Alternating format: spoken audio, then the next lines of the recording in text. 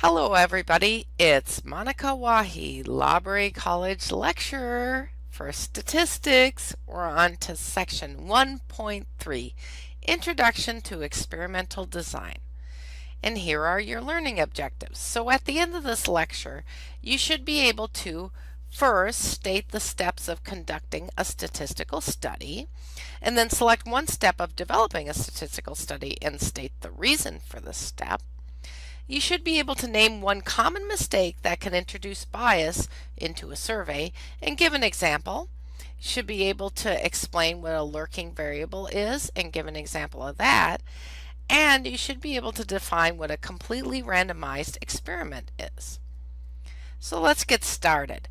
This lecture is going to cover 4 basic topics. First, we're going to look at the steps to conducting a statistical study. You may think there's a lot of steps to conducting a study. This is from the point of view of the statistician, okay? Then we're going to go over basic terms and definitions, and by now you're probably used to the fact that in statistics certain words are reappropriated and they mean something specific in statistics, so we'll talk about that. Then we'll talk about bias and what that is and how to avoid it when designing your studies. Finally, we'll talk about randomization and particular topics you need to think about when thinking about randomization. So let's get started. We're going to start with, of course, basic terms and definitions. And so first we're going to review these steps that I keep talking about to conducting a statistical study. But there's some vocabulary that comes up, and so we're going to talk about those. Vocabulary terms that come up, and then also I'm going to give you a few examples from healthcare. So here are these steps I keep talking about. So these are the basic guidelines for planning a statistical study. So the first thing you want to do is state your hypothesis. And you know, I've been a scientist a while now, and I can't tell you how many times I get in a group of us and people are all curious and they start thinking about, let's do a study, and it's only halfway through our conversation that I suddenly say, hey, wait a second, we don't have a hypothesis. What's our hypothesis? So it's easy even for scientists to forget that that's really step one, is you have to have a hypothesis. And so whatever hypothesis you pick, the hypothesis is about some individuals. If I have a hypothesis about hospitals, those are the individuals. If I have a hypothesis about patients, those are the individuals. But it's important actually to nail that down, because am I talking about patients in the hospitals or am I talking about the hospitals? So make sure that you understand after you percolate and decide on your hypothesis who the actual individuals of interest are. And that's because you're going to have to measure variables about these individuals. So step 3 is to specify all the variables you're going to need to measure about these individuals. And of course they relate to the hypothesis. So it's a good thing that was step 1, right? Step 4 is to determine whether you want to use the entire population in your study or a sample. If you already have a bunch of data, like you have the census data, you might as well use the entire population. But typically, if you don't have the data, you're going to want to sit down and think about using a sample. And if you do that while you're sitting down, you should probably also choose a sampling method on the basis of what I talked about in the sampling lecture. Now that you've figured out your hypothesis, you got your individuals, you figured out your variables, and you figured out whether you're going to do a census or a sample, and if you're going to do a sample, what type of sample. Step 5 is you think about the ethical concerns before data collection. If you're going to be asking some sensitive questions, you think about privacy. If you're going to be doing some invasive procedures, you think about how painful that would be and how hard that would be on somebody, especially if they're not even, they're just healthy and you're just doing an experiment on healthy people just to better understand biology. So you have to really sit down and think about these ethical concerns. And they may change slightly your study design. Finally, after you get steps 1 through 5 taken care of, that's when you actually jump in and collect the data. And like I was saying, when I meet with my scientist friends, we get all excited about an idea. We're often talking about step 6. We're like, oh, we should do a survey, we should this, we should that. And I realize I end up saying, hey, we actually have to go back to step 1 and start talking about a hypothesis, because I suddenly realize I don't even know what data to collect, right? If you don't go through the steps in order, you really aren't doing it right. Step 7 is after you get the data, you finally use either descriptive or inferential statistics to answer your hypothesis, and that's what statistics is about. It's here for that. And then finally, after you use the statistics, you have to write up what you find. Even if you're at a workplace and they ask you to do a little survey, that happened once when I was working somewhere. They wanted us to do a survey. Their hypothesis was that they didn't have enough leadership programs and they weren't building good leaders they could promote. And so I was on a team that did the survey. We didn't, really publish it like everywhere, but we made an internal report, right? And in that internal report, we had to do step 8, which we had to note any concerns about data collection or analysis, that happened when we were doing our report.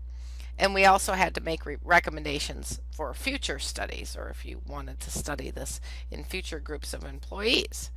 So in science, what it usually ends up being is a peer-reviewed literature report, right?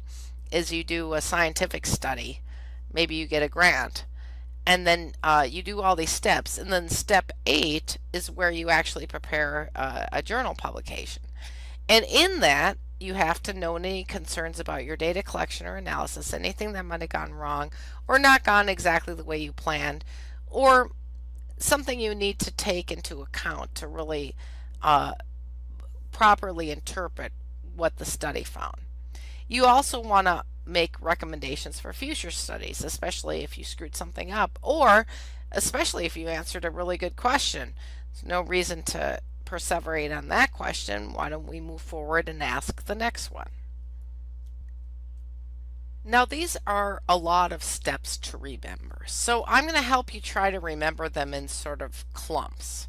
So let's look at the first clump, which are steps 1 through 3, which is state a hypothesis, identify the individuals of interest, and specify the variables to measure. So let's give an example of that.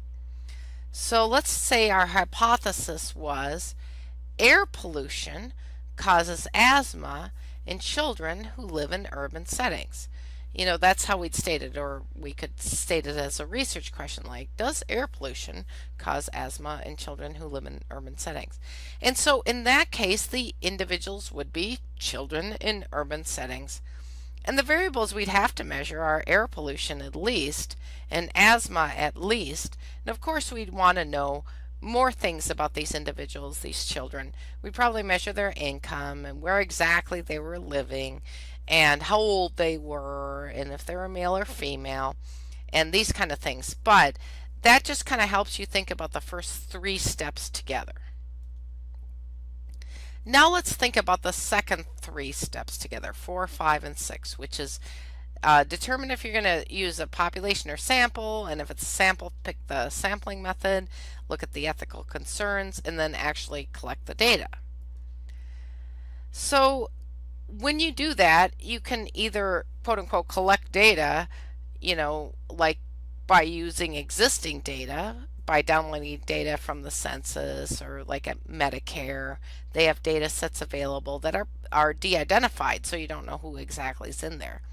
Or you can collect data yourself, like do a survey, or get a bunch of patients that will allow you to measurement. When you use a government data set, often you can make population measures out of it, and so you don't really have to go through a lot of sampling or ethics because they've already provided it for you and it's confidential, and that's kind of your data collection. But most of the time what you'll see, especially if we're studying patients and treatments and cures and things like that, those are on a smaller scale. So you end up collecting data from a sample for those estimates. And again, you need to choose a sampling approach, and then you need consent if legally found to be human research. So I just want to share with you, in case you didn't know, if you want to go do research on humans, you're a nursing student or you're a medical student or a dental student, any student, or you're a dentist, you're a physician, whatever, a nurse, you can't just make up a survey or a study design and go out and do it. You have to get approval from an ethical board. And that ethical board will talk to you if what you're doing is considered legally human research, that you need to get consent from the patients or the participants in your study if they're humans. And if you're collecting data about children, for example, you have to get the consent of their parents and the assent of the children.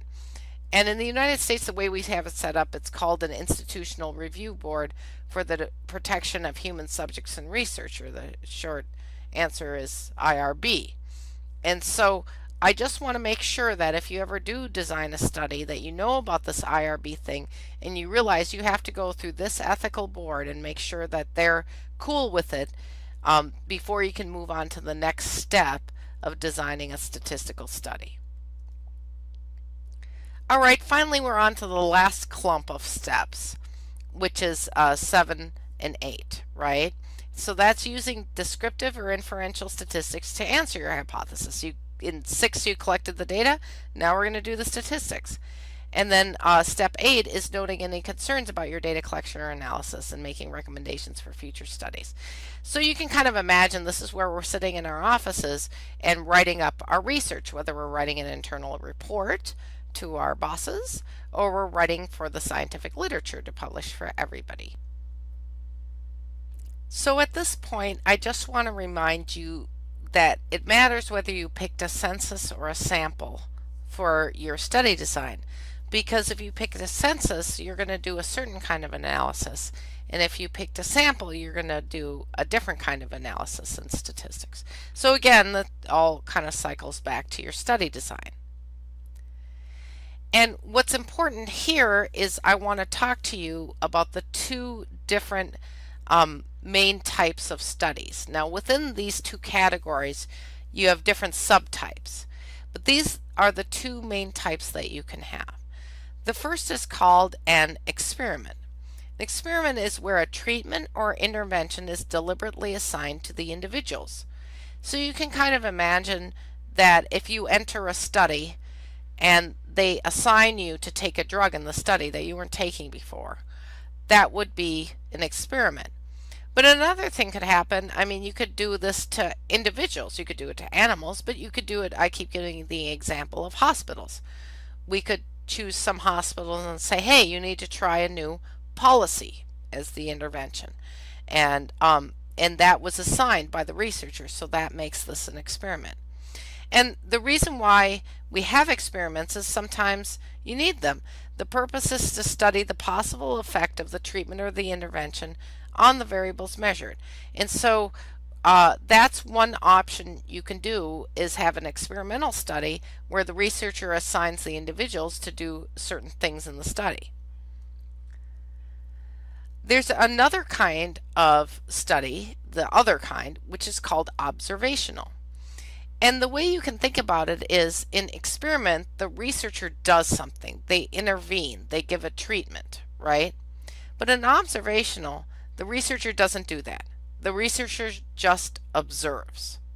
So if you enroll in a study and you say, do I have to take a drug? Am I supposed to eat something? What am I supposed to do? And the researcher just says, no, we're just going to measure you. We're just going to ask you questions and we're going to measure things about you. We're not going to tell you to do anything different. Then you're in an observational study. So no treatment or intervention is assigned by the researcher in an observational study. Now let's say you're taking a drug, just because maybe you have migraines, you're taking a migraine drug. Well, you just keep taking it or you can stop taking it. They don't care. They might ask you about taking the drug, but they're not going to assign you to take it if it's an observational study. I wanted to give you a couple of real life examples. So Women's Health Initiative up on the slide was mainly an experiment, okay? This was run by the United States government, but of course had the cooperation of many universities and healthcare centers, and most importantly, women. So, women in America, women who were postmenopausal, volunteered to be in the study, and the study actually had two separate sections: the experiment section and the observational study section. They really wanted women to qualify for the experiment, and that the purpose of the experiment was to study whether hormone replacement therapy, which is a therapy for symptoms that women can get if they're postmenopausal that are unpleasant, whether that therapy is good for women or bad for women, because they thought maybe it helps the postmenopause symptoms, but they thought maybe it causes cancer, right? So they didn't know. So what they had to do was get a bunch of women who were agreeing, that they would take whatever was assigned to them, and they had to assign the drug to some of these women. So that's what made an experiment. The problem is not all the women qualified for the study. So they had a separate observational study. If the woman did not qualify to get the experimental drug assigned to her, then she could be in the observational study. And it's because these big government studies. Why not? If somebody wants to be in a study, why not study them? Just put them in the observational section. A very huge, popular, long, ongoing study that's an observational study, again run by, well, this one actually started out of Harvard, and that's called the Nurses' Health Study. Some really smart person figured out a long time ago that nurses are smart people. They understand their own health, they understand other people's health, and they're good at filling out surveys about health. So they started studying nurses and regularly sending them surveys. Of course, they didn't tell the nurses what to do. They didn't assign the nurses any sort of drug to take or any diet or intervention or anything. They just observe the nurses. They send the nurses a survey and about the nurse's health, and then the nurse fills out that information. I think it's every 2 years that they do that. They're still doing it. Also, at this point, I do want to point out the concept of replication. So just the word replication in regular speaking means to copy, right? Like if you ever, have a new roommate, you might need to replicate your key. So you have a copy of the key for the new roommate. Well, part of the whole science thing is that studies must be done rigorously enough to be replicated. So those are little keywords in there. A rigorous study means one that's done really carefully, like thinking about sampling very carefully, like avoiding, for example, non-sampling error, not being sloppy, not getting a lot of undercoverage, using a good sampling frame. I'm just giving you examples that you might know about, but there's a lot of things that have to be done in research to do it properly. It's just like driving or anything else. You really have to keep your eye on a lot of different things, and you want to try to do them perfectly.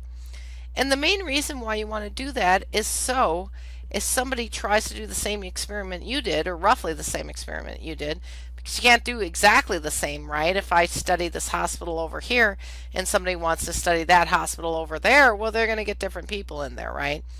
But even so, if that person decides that they want to study that hospital over there, if I did my study rigorously, then it won't be so hard for that person to replicate how I did the study. And then we can see if that person and my study, if we get the same thing or if there's something slightly off or what's going on.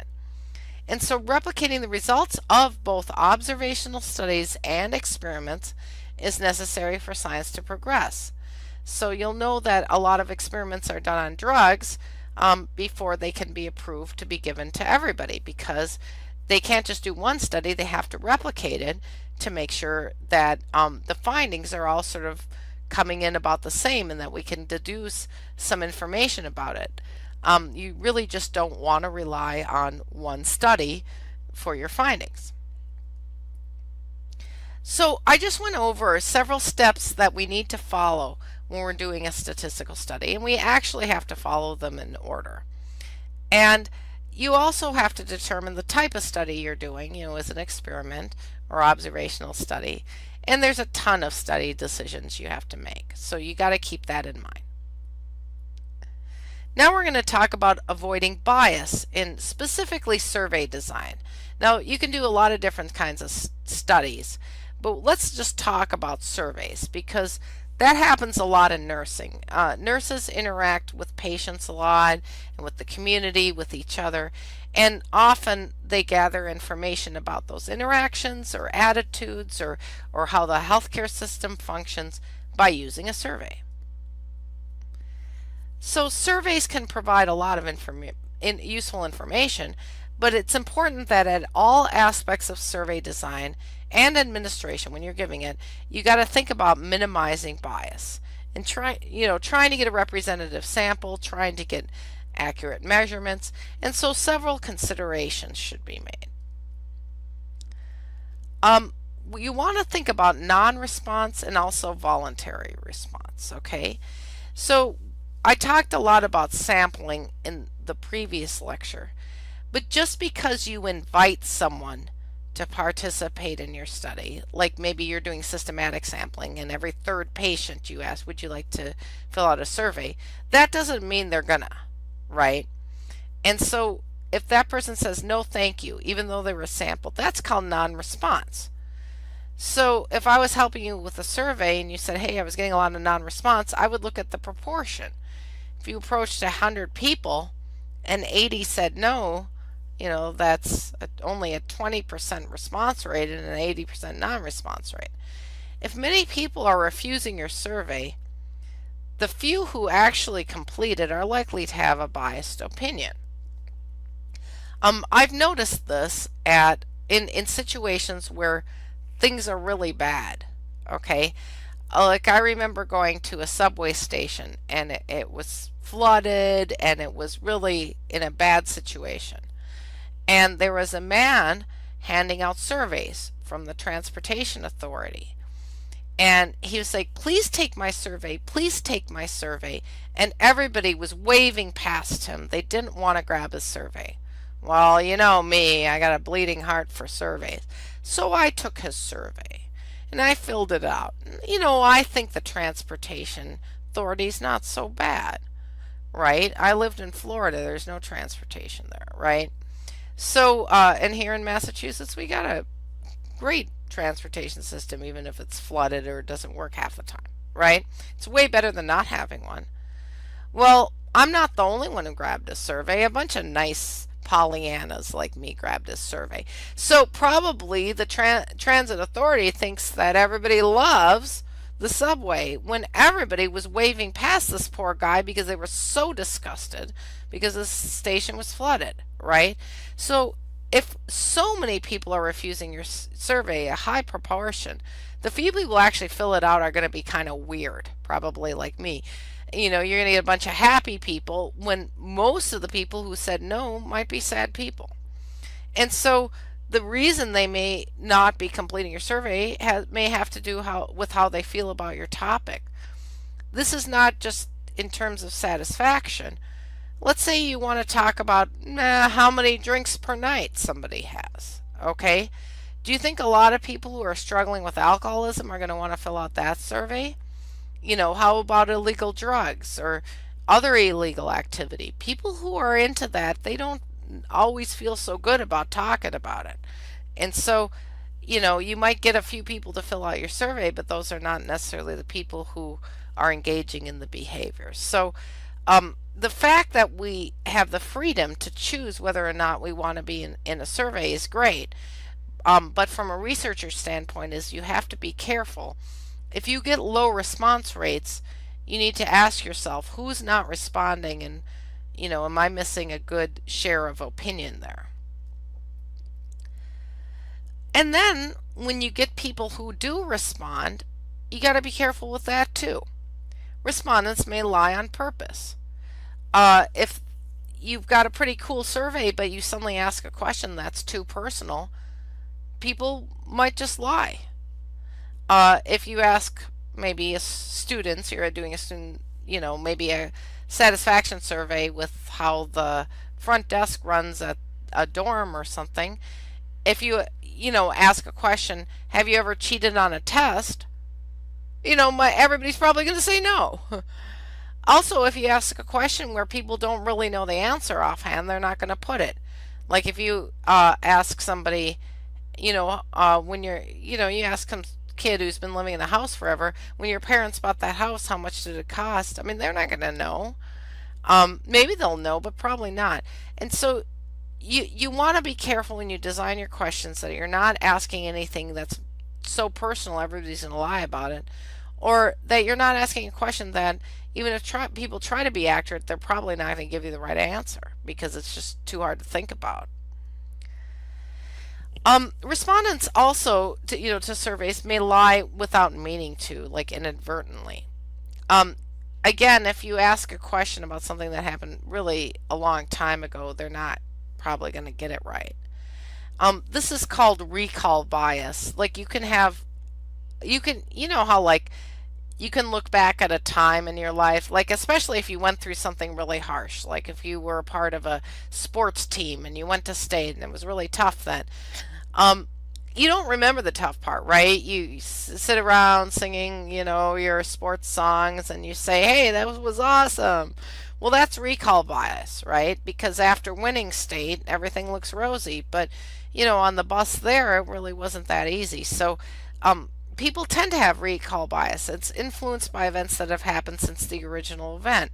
So if you're giving people a survey and you're saying, well, before you applied for nursing school, what did you think this or did you think that? They might just tell you and think they're telling you the truth, but they're actually lying. If you actually managed to go back in time and ask them then, they'd tell you something different. So again, you can kind of screw up your own data by screwing up your own questions. So you want to think about how you word your questions. You can also screw up your questions by introducing a hidden bias. Something happened to me recently where a company sent me a free app and they said try our free app, and I downloaded it and it was awful. Okay. And then about a month later they sent me a survey and these were the questions. They said, when you use the app, what time of day do you use it, right? Like how do you use it? Do you read scientific literature? Do you read news? And the problem was I couldn't really answer any of this because from the day I downloaded it, I never used it. It was so bad, right? So questioning wording may induce a certain response. They were asking me, how do you use this? But they didn't give me a choice of I don't. So I had to say something. I don't even know what I said. I mean, there was nothing I could say to be honest because of that bias. So you have to be careful that you aren't too rosy about whatever your topic is and assume everybody loves everything.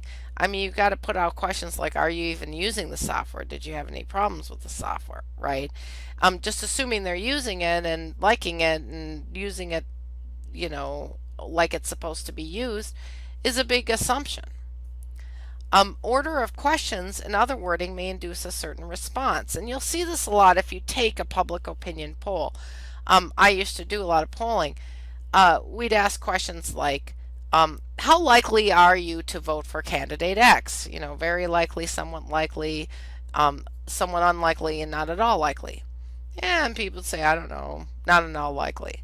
And then you'd say, well, what if you knew that candidate X supported this new Proposition 69, right? Then would you be more likely to vote for candidate X? And so that's why order of questions, other wording and stuff, they're trying to see if I add this fact, add that fact, is that going to make the person like the candidate better? And so you do have to think about the order you put the questions in. If you want to ask about two different subjects, kind of think about which subject should come first because it might color the respondent's answering of the subsequent subject.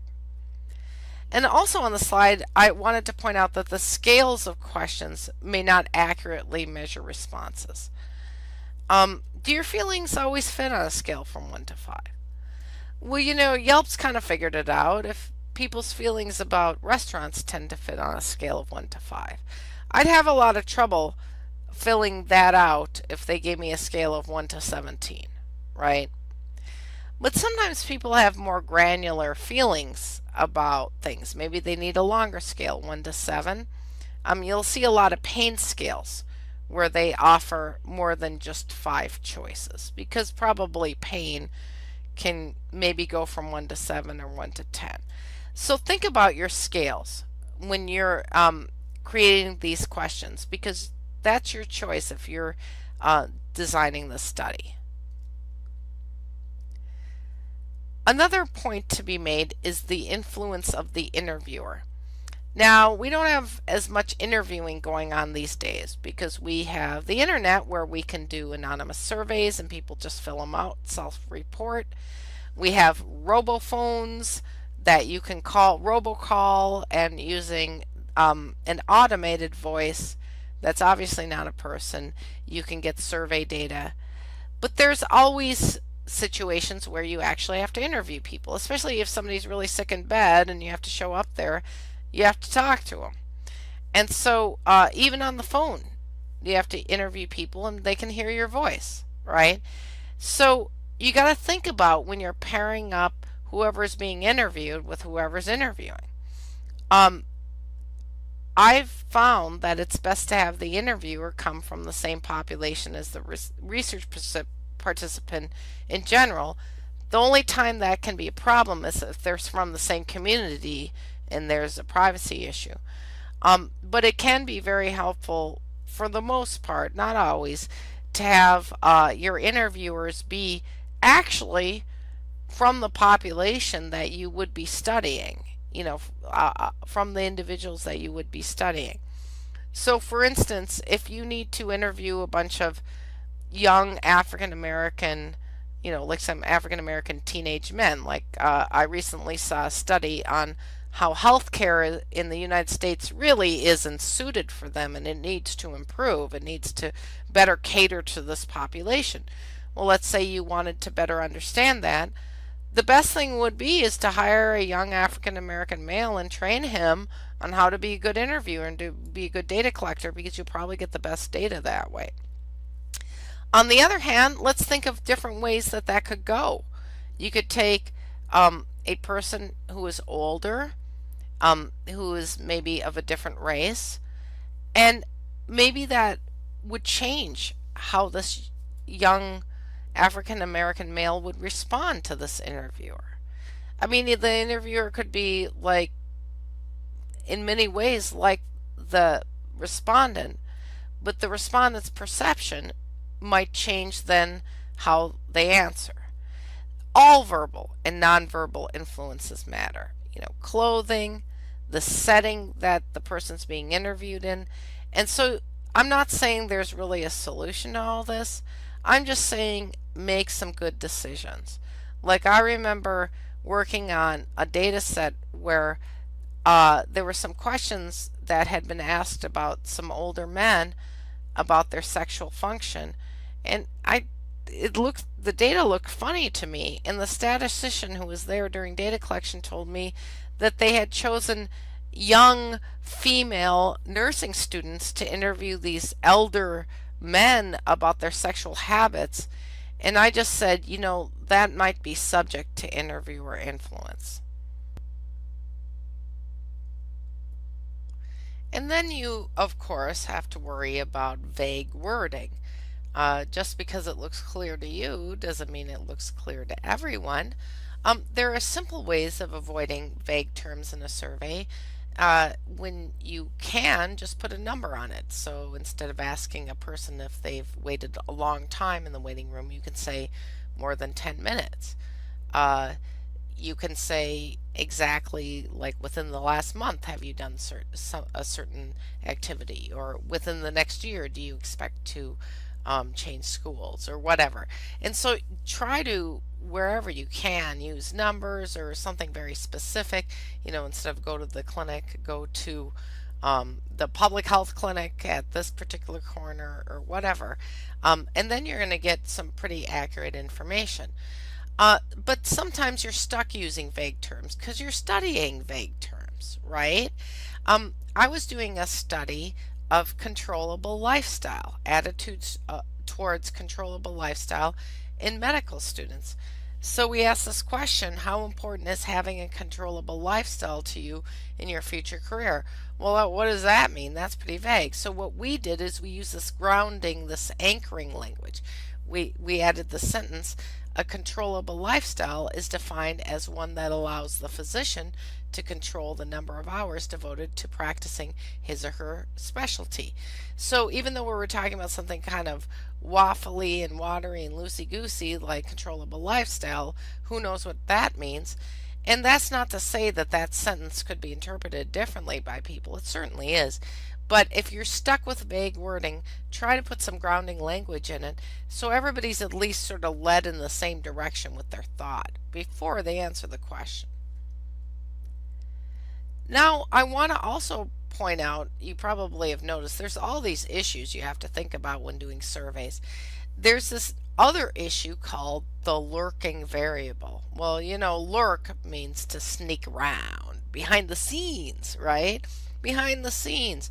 A lurking variable is a variable that's associated with a condition, but it may not actually cause it. I remember when I was studying epidemiology, they talked about how um, a lot of people with motorcycle accidents, unfortunately got in motorcycle accidents, that they had tattoos. So therefore they said everybody shouldn't get a tattoo. You might get in a motorcycle accident. Well, that's a great example of a lurking variable. Yeah, a lot of people who do get into motorcycle accidents have tattoos, but the tattoos don't cause that. Um, we also know that having more education increases income. But people of the same education level do not all make the same income. There's this thing, called sexism, and it's called racism. So it matters whether you're a woman or a man. It matters the color of your skin. If you've got a darker skin, it doesn't matter that you have the same education as somebody with lighter skin, you're still going to make less money. And so you have these lurking variables behind the scenes. So when people are looking at, well, why are people, making less income because they're less educated, whatever, well, you got to look for also the lurking variables. So current studies show that why women and African Americans make less money on the whole is not explained by fewer of them working or fewer of them getting degrees. It's really these lurking variables. And so you got to think critically. And I guess what I would say is, whenever you do a survey, if you're studying something that has a lot of lurking variables associated with it, make sure you measure those variables. Like early studies where they were looking to see if drinking a lot of alcohol causes lung cancer, some of them forgot to really study how much these people would smoke. Because we know smoking causes lung cancer, and we know if you're hanging out in a place with a lot of drinking and they allow smoking, you'll see a lot of people smoking too. They seem to go hand in hand. So you don't want to miss measuring variables that you think might be lurking variables. It's no problem to measure them and not use them later, but just make sure they're included. So, as a final note on bias, I just want to point out that survey results are so important for healthcare and for the progression of science that you really owe it to even a simplest survey to think about all of these things, these possible things that could go wrong just with the wording of questions or with how you're approaching things, and just really consider how you can improve it. It's really important to pay attention to avoiding bias when you're designing and conducting your survey. So think about all these things at the design phase. Finally, I'll get into the last section of this lecture, which is about randomization, which I think a lot of us have heard about. So I'm going to explain the steps to a completely randomized experiment. And after I go through all that, I'm going to also talk about the concept of a placebo and the placebo effect. Then we're going to briefly touch on blocked randomization, and I'll also define for you what is meant by blinding. So why ever randomize, right? So what randomizing is when you take a bunch of respondents or participants in your study, and you randomly choose what group they go in. And if you remember, like I was talking about experiment versus observational study, well, you can't do that in an observational study. This is definitely an experiment because you're telling them what group to go in, right? So randomization is used to assign individuals to treatment groups. And when you do that, when you randomly assign them, not only you're assigning them, but you're randomly assigning them, you're not picking, you're using like dice or some sort of random method, it helps prevent bias in selecting members for each group. It distributes the lurking variables evenly, even if you don't know about the lurking variables, even if you aren't measuring them. By using this randomization method, they get equally allocated in each group. So just to remind you how you actually do that is first, remember the steps to that statistical study. You have to follow those. And after you get to the point where you have ethical approval, that's when you start doing the data collection step. And that's where you start recruiting sample, or, hanging up signs and saying, be in my study. And people come in and you see if they qualify. And if they qualify, you've got this group of sample, right? And what you do with those people is you say, thank you for being in my study. And you measure the confounders, which is another word for lurking variables. You also measure the outcome, whatever you're trying to study. If you're doing a randomized experiment, I know I've been involved in a lot of these where they're studying drugs for lowering blood pressure. So they'll often have maybe 2 groups or 3 groups where they're randomizing people into. But they don't do that first. The first thing to do is get everybody in there and measure their blood pressure, right? The outcome, because they want to know the before. They got to take a picture of the before. And they also measure confounders like smoking. Remember, smoking, is not good for your blood pressure. Other things are not good for your blood pressure, like not exercising. They'll measure all of those things. Okay, now here's where we get into things.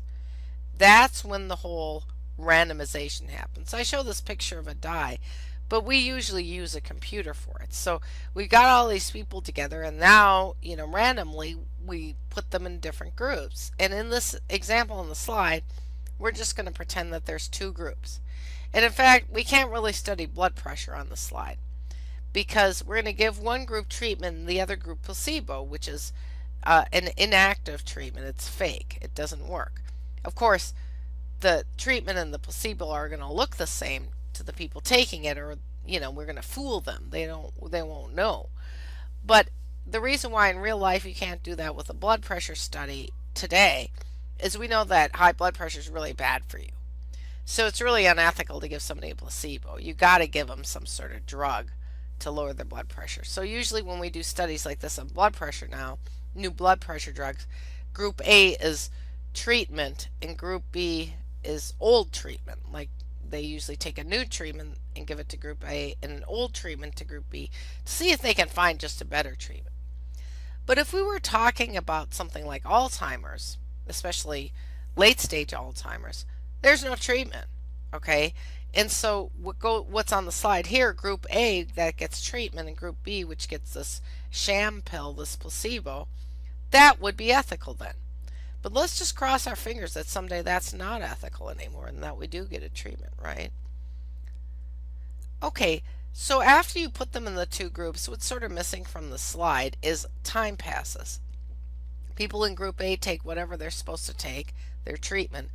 And in this example on the slide, people in group B take the fake treatment, the placebo. And neither of them, usually knows what's happening. But it takes a while, right? And in the olden days, before we knew high blood pressure was bad, these were the study designs.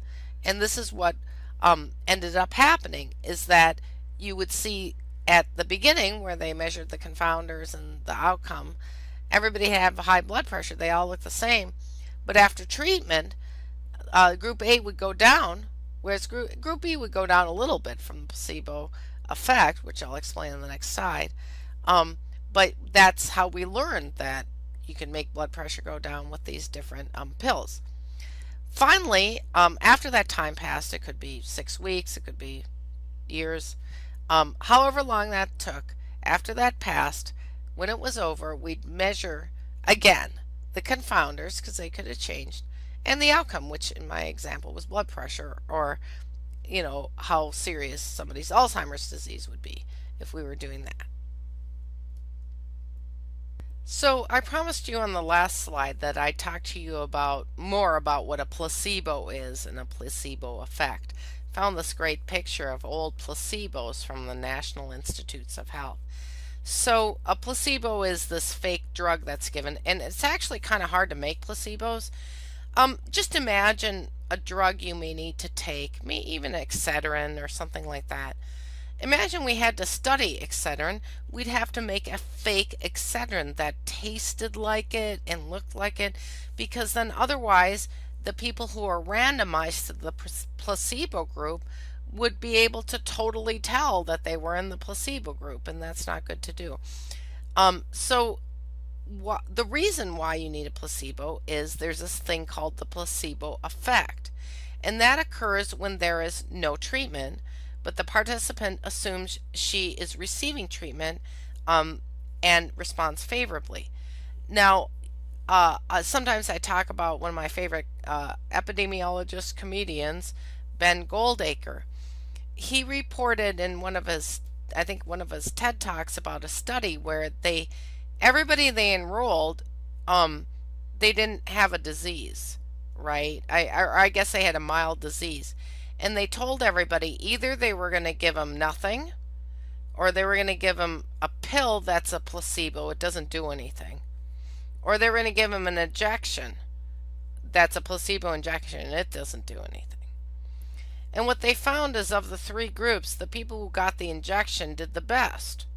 And the people, the fake injection, people who got the fake pill, the placebo pill, they did second best, and people who didn't get anything did the worst. And that his point is that's what the placebo effect is. For some reason, when we're getting injected, even with just saline, we think we're getting some sort of drug, and it psychologically or however affects our bodies. The same thing when we're taking a pill.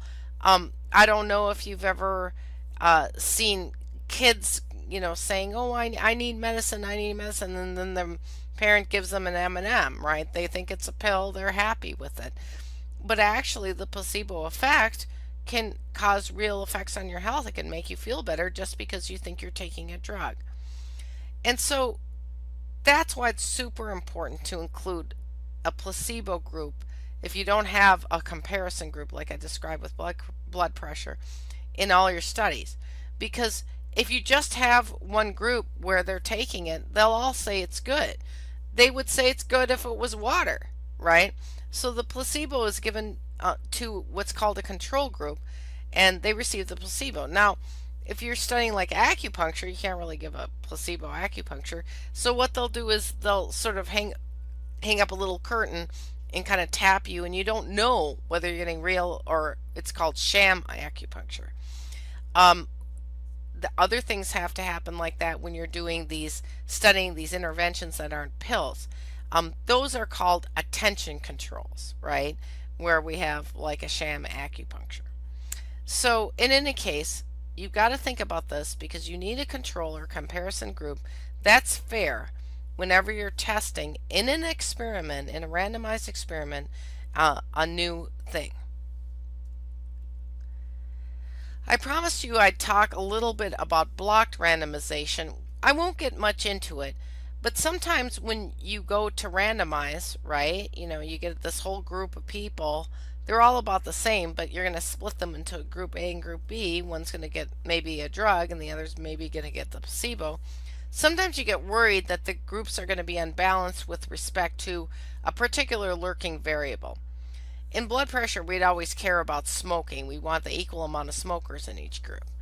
A lot of times we care about gender. We want equal amounts of men and women in each group. So if you're worried about that with your randomization, you can't just do it one at a time, because you might just randomly put too many men in one group.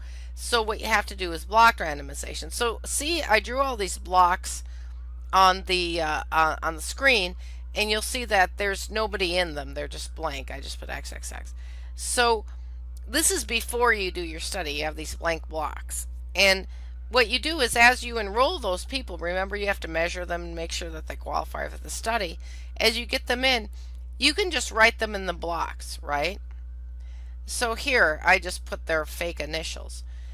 So let's say that XYZ came in first, that's a woman, and then maybe NFW came in and that's another woman. You just keep putting the women there, and then when the men come in, you put them in and you fill up the blocks. Then here's a trick. You actually randomize the entire blocks, right? So block 1 and block 3 ended up in group A, and but magic, you got equal men and women there. And then group B, equal men and women. And so that's how you do with blocks. So, but there's some limitation to this. Like if you get multiple races in your study, maybe 4 or 5 racial groups, if you make a 5 block, you've got to fill up the whole block before you randomize it. And sometimes you're in an area where certain racial groups are rarer and you might have trouble filling up your block. So there's some limitations to this too. Now, I had mentioned the situation where you really don't want, if you're going to do an experiment, right, not an observational study, an experiment, and you're going to randomize people either to a drug or some sort of intervention versus placebo, or a drug versus another drug, an old drug, you really don't want them to know what group they're in. I mean, because you have to be ethical before they enter the study, you have to tell them you're going to put them in one of two groups, but you got to tell them you're not going to know what group you're in while it's going on.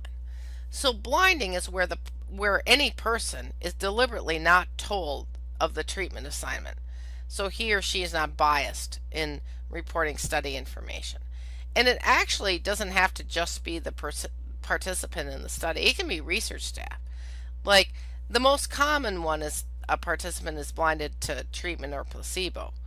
But I've been in studies, or I've been worked on studies of like Alzheimer's disease, right?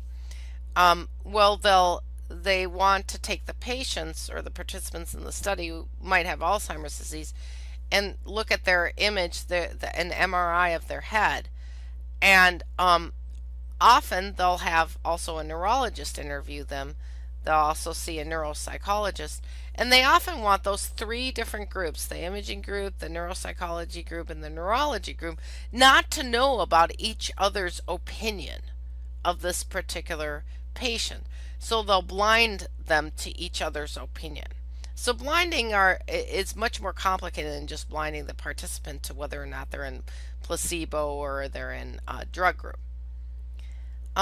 But double blind is a really important concept, and that means that both the participant and the study staff do not know the treatment assignment. So everybody who's operating with the patient doesn't know it.